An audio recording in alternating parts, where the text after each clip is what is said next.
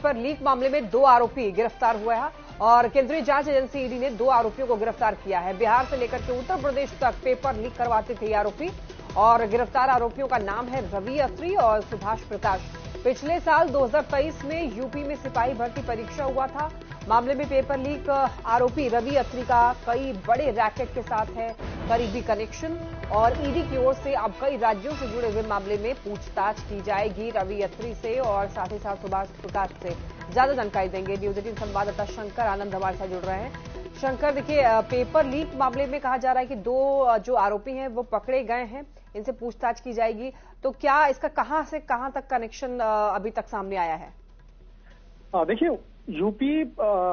Police परीक्षा leak मामले में जो प्रश्न पत्र जो लीक हुआ था, इस मामले में जिस तरह से रवि अत्री की अगर बात करें तो ये मुख्य आरोपी के तौर पे जाना जा रहा है और रवि अत्री का जो संबंध है बिहार में कई ऐसे माफियाओं के साथ में कनेक्शन जुड़ता हुआ नजर आ रहा है जो बिहार में प्रश्न पत्र को लीक कराने में जिसकी भूमिका रही थी और ये पिछले कई सालों से इसकी जो भूमिका है वो निकल के सामने आ रही है। तो अभी इस मामले में जांच एजेंसी ईडी की एंट्री हुई है और इस मामले में ईडी के द्वारा इस केस को टेक ओवर करने के बाद इस मामले में रवि अत्री से जुड़ा जो इन्वेस्टिगेशन का दायरा है उसको आगे बढ़ा दिया गया है और इस मामले में